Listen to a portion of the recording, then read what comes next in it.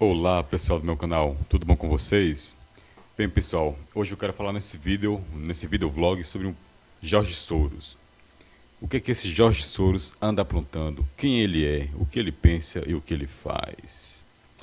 Bem pessoal, Jorge Soros, ele nasceu em 1930, ele é um judeu, mas morou na Hungria e se tornou um grande especulador do mercado financeiro, um bilionário que financia várias ONGs ao redor do mundo. E essas ONGs, elas são agentes de mudança social. Agora, mudança para o bem ou para o mal? Isso que nós vamos refletir um pouco. Bem, pessoal, então basicamente é isso. Eu dei um Google básico aqui para falar um pouquinho sobre esse Jorge Soros. Então vamos agora adentrar um pouquinho aqui no assunto. Vamos lá. Aqui nessa reportagem, nós podemos ver aqui, por que Jorge Soros financia movimentos de esquerda? Entenda. Basicamente é isso. Jorge Soros, ele é um globalista, né? Ele é a favor do globalismo, melhor dizendo. E para que isso aconteça, é necessário ele derrubar certos valores. A exemplo do cristianismo. Então, o que ele quer derrubar é justamente o conservadorismo, os valores cristãos, né, essa moral judaica cristã, etc. Perdão. Então ele quer fazer basicamente isso. E como é que ele vai fazer isso? Ele vai financiar várias organizações ao redor do mundo, inclusive no Brasil. Essas organizações serão agentes de mudança da mentalidade das pessoas. Então, eu vou ler aqui só um parágrafo aqui desse texto, depois vocês se aprofundem aí. E aqui o parágrafo que eu vou ler é esse aqui. A razão é simples. Então, respondendo aqui a pergunta, né? Por que Jorge Soros financia movimentos de esquerda? Só vou resumir, só vou ler esse parágrafo. A razão é simples. Muitos desses movimentos de esquerda não são necessariamente contra o capitalismo de Jorge Soros. Então a gente fica com aquela coisa, a esquerda e o capitalismo selvagem tem alguma coisa a ver? Aparentemente são antagônicos, mas não, nem tudo é o que parece ser, pessoal. Vamos lá, continuando a leitura. Então, repetindo aqui, a razão é simples, muitos destes movimentos de esquerda não são necessariamente contra o capitalismo de Jorge Soros, mas contra valores e princípios conservadores, é o que eu falei anteriormente. Base da civilização ocidental. Então ele quer destruir essas bases para conseguir instaurar o globalismo. Que representam, obviamente, uma resistência aos anseios globalistas das famílias Soros, Rockefeller, Ford, entre outras. Então, pessoal, quem poderia falar um pouquinho para a gente do que Jorge Soros fez é o prezado Dr. Enéas. Aqui ele começa falando sobre a Vale do Silício e a forma repentina e sorrateira pela qual a Vale do Rio Doce foi privatizada, que era digamos assim, uma questão estratégica para a nossa nação, a Vale do Silício. O que ele fala? E qual a participação e a associação entre FHC e Jorge Soros? Disputadas no estrangeiro. Se o senhor me permite, ninguém diz que o valor dela era superior a 1,5 trilhão. Ninguém diz isso. Ela foi doada. Essa é a questão. Quem está por trás? Vamos dizer. Quem está por trás são grupos multinacionais poderosíssimos.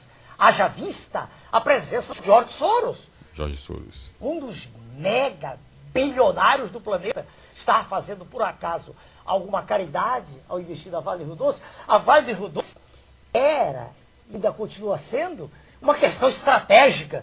Porque os minérios representam a nossa segurança. Quando ele compra a Vale, isso fica para o próximo bloco, eu sei se o senhor vai chamar lá, ele está comprando ativos reais.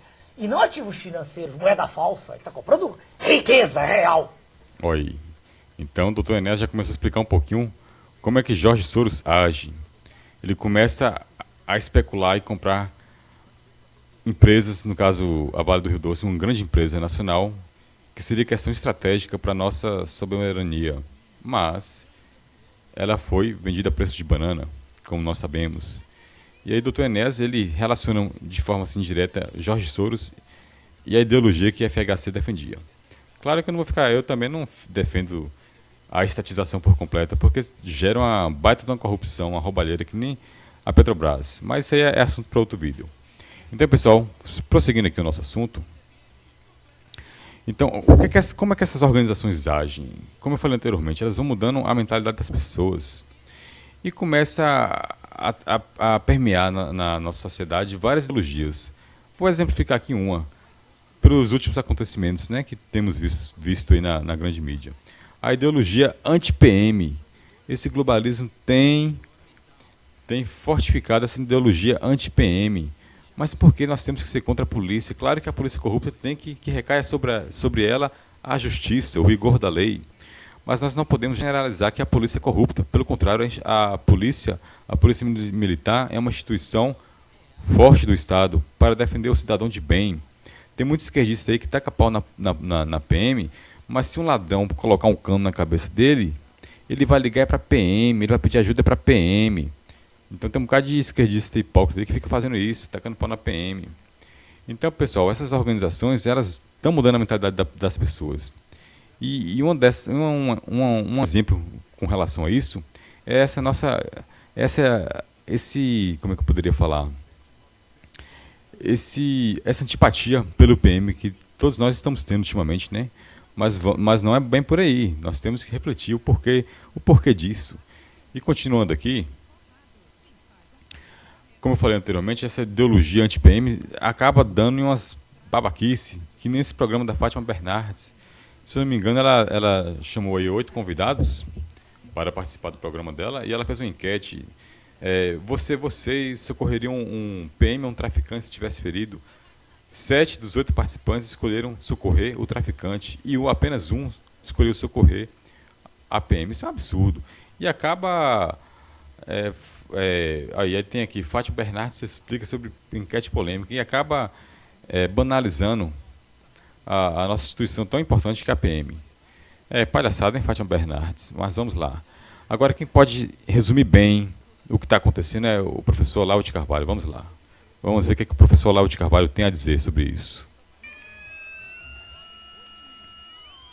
Não tem essa desculpa de que eu era um jovem idealista. Eu nunca vi um jovem idealista. O que eu vi na minha vida é muito jovem vaidoso, acreditando que ele tem a capacidade de reformar o mundo à sua imagem e semelhança, e que o maior problema do mundo é que todo o poder não está na mão dele. Isso militante de esquerda eu só vi assim. Ele é militante de todos esses movimentos. Esse pessoal assim é tão burro, que eles não percebem que hoje em dia todos os movimentos de protesto do mundo, de reivindicação e de minorias, todos, sem exceção, estão instrumentalizados pela elite globalista e trabalhando para o aumento do poder dela. É só você rastrear, assim, fazer a pergunta de onde vem o dinheiro.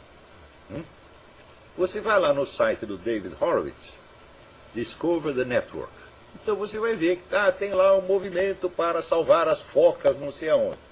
Daí você vai ver de onde vem o dinheiro, vai rastreando, chega no Jorge Soros, chega na turma do Bilderberg, é sempre a mesma coisa, porra.